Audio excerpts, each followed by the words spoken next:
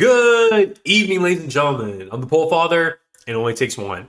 And we are back for a Saturday night video. Got no plans going on, so no better time to do a video on post Orlando Collecticon 2024 than right now. On a Saturday night, we got nothing much going on. So, Orlando, oh, sorry, burp there. My wife made absolutely stunning homemade chocolate cookies. Whew. Anyways, so my pickups. First and foremost, out of all the Orlando Collecticons so far, this is the third one. This was a fantastic convention. I don't know, maybe it was because Memorial Day weekend or what, but it was slammed, packed, busy on Saturday, the point where it was shoulder to shoulder throughout the entire room. I haven't seen that crazy. I don't think I've ever seen it that crazy, even from the first or second one. Definitely want to remember one for the Bucks. Had an absolute blast. Probably the most exciting thing about this one was I got to meet a lot of people from the Discord. There's so many of you guys. Shout out to all of you guys. It's funny when you kind of start meeting people. It's kind of that excitement, like you've been friends forever, just because we talk so much on the Discord. And also, you meet each other first face to face. It just kind of all clicks and so forth. But card parties just around the corner, guys. And I know I'm going to meet some of you guys some more. I met a lot of great people from the Discord. There's some people I missed, regretfully. And that just always sucks. But other than that, it was a great convention. Had a great time with a lot of people. I think the Discord, if you're not part of one, definitely join one. It just makes it more fun in the hobby and so forth. But more importantly, guys, this video is about our big pickups in Orlando Collection 2024. So switch over right here. So the biggest takeaway of Orlando Collecticon this year, 2024, was I am actually thoroughly shocked that I had more modern pickups than vintage pickups. That absolutely blew my mind. Now, I'll go through everything here, but I could not believe some of the prices of alt arts are at. It's actually kind of crazy. Even some of the price for modern product is just absolutely blowing my mind. In regards to investment, guys, some people hold long term.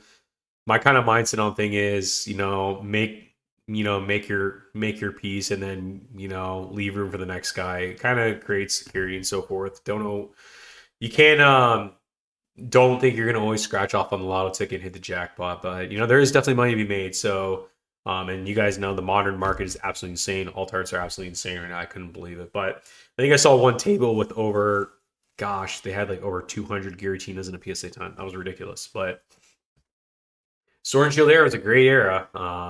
But furthermore, let's go over our pickups for Orlando Collection 2024. So recently, just got back from Italy. The story was I literally jumped off my plane. I was overseas for 2 weeks. Got back home literally that night, unpacked, cleaned up, and literally packed for the next morning. And I hit it dead on. Like I think I left at like 5 or 6 in the morning, so I got like just enough time to sleep to get back on track. And then it was game day. It was Collecticon. So the pickups. That's the most exciting part is what did we pick up here? So we're going to kind of go from like least to greatest on this. So not least to greatest, just maybe like in value and so forth. But first thing is first. Here, got some stuff right here. This was a pickup right here. Oh, that was not a pickup actually. One sec, ladies and gentlemen. One sec. So actually, I'm going to show these two as well. So the cards I did bring to Orlando Collecticon, there was only 3 that I was not able to move, and I'm going to get that one right here.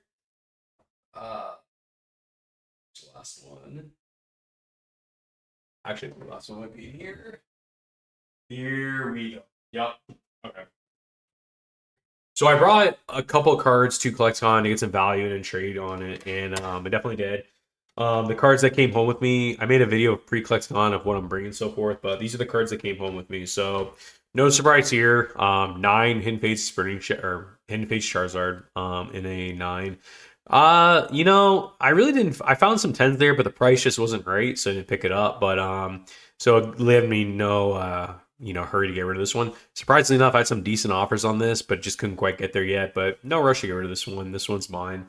Next one, this card had a lot of great offers on this one for a PSA 9 in this Burning Shadows Charizard. This is probably one of the best 9s you can actually get of this card. The only discrepancy is this corner.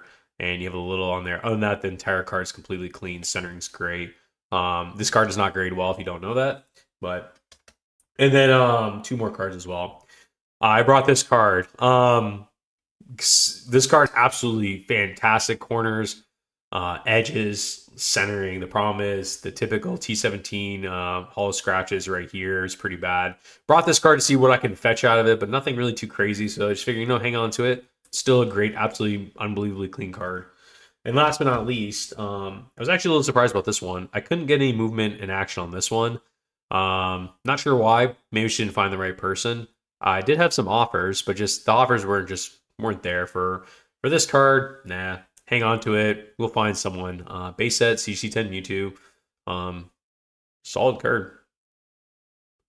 And the only reason why I'm looking to get rid of this one is just because I have two. So that's the only reason why. Other than that, I mean, it's a very nice card. Anyways, so furthermore, the pickups. Let's jump back into it. So first things first, the first card we'll talk about here is this one I picked up right here. I picked up a PSA 10 Pikachu Zekrom GX from Team Up. Why is that? You know what? I've been diving a little bit more to Sun and Moon. I'm taking a little bit roll the dice that I think the value is going to spike up on those a little bit more, just because the set's a little bit older. I picked the price is absolutely right on this. It was way below comps. Can't beat it. I'm starting to really dive back into the tag team cards because the truth is you're not really seeing much of these anymore in this kind of style, and I do think there's going to be some significance of this card. Plus, a team up booster box are pretty expensive. Plus, this card alone is definitely not easy to pull, and in this kind of prime conditions, not easy to get. So it was kind of a win. So I picked it up. Yeah, cool card for my collection at least. Anyways, next card, I picked this up for someone in the Discord. Right here. Shout out to you. Fresh TCG. I picked up this Evolutions Charizard. Now, there's a story where I actually traded for a pre-release deck box, and I was actually going to open the thing. And long story short, I ended up selling it there because the price was right. It was like $20 in our comp what I sold it for. But for what I traded for it, then I sold for, it's kind of a no-brainer just to kind of move it. But I did pick up this card. And I would say it's a solid 9. I think you have like barely just a pinch of spec on, definitely not a 10. But there is a little hair speck on it. Centering is great. Hollow foil scratches. Center's great. Shout out to you, Fresh TCG. Beautiful card. Love this card. I've been wanting to get this one. So it's a really cool card. Not easy to come across too. So we'll see how the future of this is. For how popular XY Evolutions is, this was something I was definitely after. The staff ones, one day I can't imagine what those are going to go for one day. But anyways, card does not grade well. So another thing I picked up. No surprise. Jumping more into modern, this is something I picked up too. No surprise here. And believe it or not, guys, I only found one table. And this is something I was really searching hard on at Collecticon. I saw a couple Radiant Charizard Price Pack Series 3 at the convention in 10. I saw a couple of them. I think I saw maybe 3. But in regards to Series 2, Series 1, nothing. Now, I did see some Series 2 packs from maybe less than 5 vendors for sure, but no more than, or more than 3, no more than 5. One guy, and shout out to my cousin because he's the one that spotted it out and without hesitation struck a deal. I priced him. I said I want them all. How much? And we worked it out. Got it for a great price, way under market. I think it's about 16 or 15. So you go 1, 2, 3, 4, 5, 6, 7, 8, 9, 10, 11, 12, 13, 14, 15. And I think I may have miscounted, but there's either 14 or 15 or 16. But I'm a huge prize pack fan, especially Series 1. I'm going to start diving into Series 2 a little bit here shortly. Love the prize packs. I think there's really something cool about it. I like it. I'm drawn to it. I think it's just something different. You don't see too much of it. And they don't grade well. Very short print running.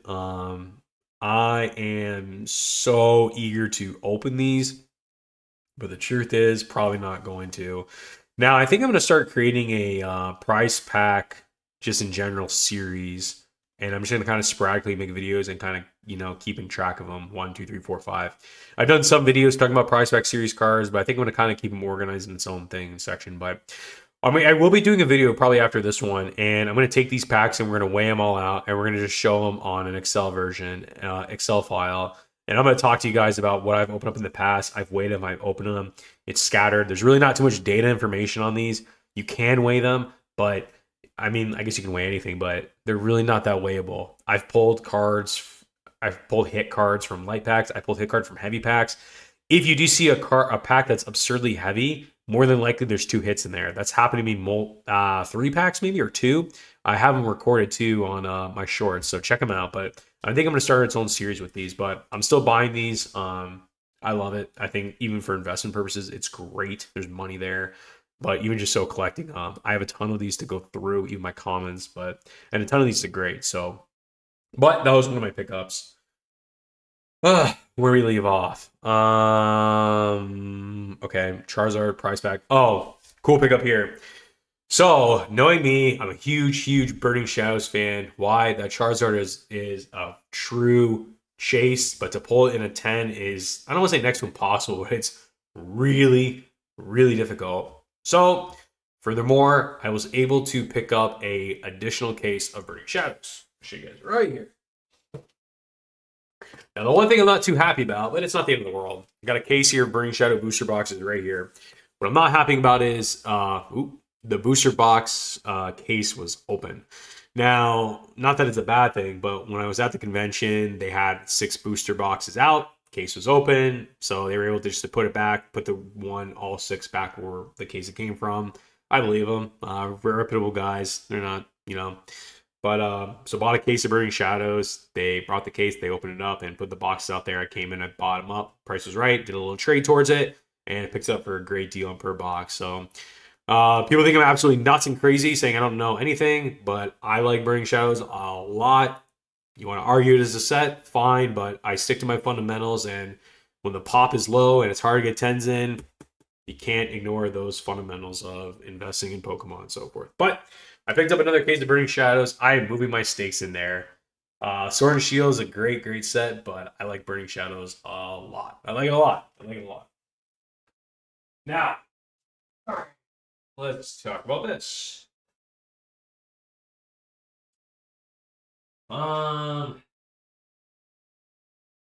This card. I think that is it. Oh.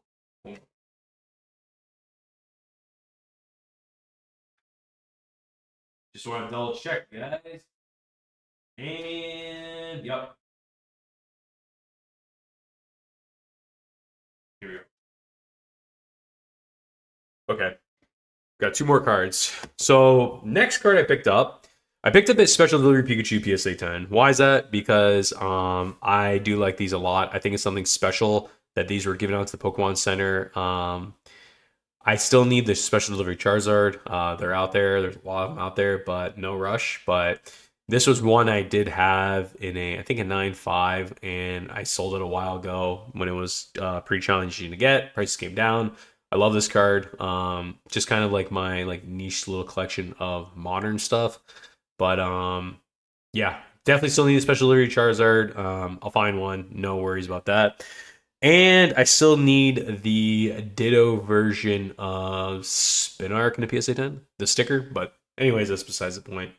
Last but not least, ladies and gentlemen, the grand finale. I've been very excited to show everyone this card. Now, I will be completely honest with you guys. And this was probably the biggest mistake I think I've ever made in my collecting career, but mistakes happen. When I got to the convention, I went straight over to a booth that had heavy vintage packs. I picked them up right away without thinking twice about it. A deal came up, and it was something I couldn't resist. Fortunately enough, the person was able to, because I have a good relationship with them, he was able to, I actually sold him back the packs at a small discount back, and person's very respected, probably one of the best reputations in the hobby, but sold the packs back to him, and I was able to get another deal done. I did not like the fact I took a little hit on it, but needed to be done because this deal was too good to be true. The price was absolutely incredible. And this card you just don't see too often. And call me crazy, I did it. I did the deal, and to be honest with you, I think this thing has a shot of a pristine 10. Maybe I might consider crossing it over. Maybe only if it gets a pristine 10, then I will. But other than that, it will kind of keep in its PSA 10 slab. It is a vintage card, guys. It was actually my only vintage purchase of the entire trip, but it's a good one, guys. Very low population. It's none other than the, drum roll please, what can it be? I'll give you a hint. It is a lightning type Pokemon. Ladies and gentlemen, low pop. It is the Dark Magneton in a PSA 10. Why did I pick this card up? Absolutely clean, flawless, great centering on the front and the back. No whitening, no edges, no nothing, no nothing. I really think this thing has a shot at a pristine 10. And if so, I think I actually might dance with it and play with it. Call me crazy, I might do it. There's probably a bunch of people saying, are you out of your mind? What are you, crazy? Yeah, no worries. Basically, maybe yes or maybe no. I don't know. We'll see. If it does qualify, I think I might consider it. If it doesn't, hey, it's still a PSA 10. It's a beautiful card. I love this card. But one of the hardest cards to pull in WotC in a perfect condition. Just perfect condition in general. But this is it. And I can't tell you how much I love this card. I love the Dark Magneton. It is probably one of the coolest cards out of all the Magnetons that I pulled from Fossil and base set. I think I'm on like a running total of like 4 or 5. I think maybe like 6 or 7 Magnetons I pulled amongst different series sets. But this one's by far my favorite, not just because it's the most valuable, but the hull foil and everything, and just the whole. I mean, that is a serious look at light, eek, blinding. But this is a beautiful card. I really think it has a shot at a pristine 10. Will maybe consider crossing over. It's a beautiful card, but I'm very excited to add this card in my collection. Now, with that being said, I think I'm gonna try and do Team Rocket next. I think because now with this card knocked out, I think it's kind of like paving the path to go that direction. But we will see, ladies and gentlemen. We will see. That's all I got. So I had some amazing pickups at Collecticon. Absolutely amazing pickups. Now kind of show this back again, but amazing pickups between. But the funny thing is, guys, not gonna talk too much longer. We're gonna do a whole nother video soon, but it just absolutely amazed me how much Modern is just hanging around, and how much not hanging around. I'm sorry for saying that. Not so much hanging around, but I'm just surprised how the value is just getting ridiculous for Modern cards, to the point now, if you want a Modern card in a PSA 10, guys, you're paying almost double the price you could have a PSA 10, vintage card. Hey, but you know what? The Sword and Shield era set will always be the set that was known to bring people back. There's something really special and significant about Sword and Shield era, but and I do. There's a lot of sets I love in Modern. I do, but at the end of the day, I do. Everyone who doesn't love their WotC, come on, guys. But anyways, happy collecting, guys. With that being said, the door of Collecticon is officially closed. It's one for the books. Ladies and gentlemen, we have Card Party right around the corner, and we will be attending that as it is in my backyard again. So we'll be doing another video on kind of pre-Card Party kind of plans on what we're thinking and so forth on that. I'm going to be just starting a prize pack series and kind of just go from there and kind of like do more of a study on it, kind of follow it. Not too much data on it. People just kind of say, hey, I'm going to open it and so forth. So I think I'd like to do some type of series on it and so forth. But anyways, guys, Saturday night, got not much going on. I had my wife's homemade cookies and they were absolutely fantastic. Yeah, so we're here just making content. So more videos to come. But ladies and gentlemen, I'm the Pole Father. We'll see you shortly. And as always, it only takes one. Let's go.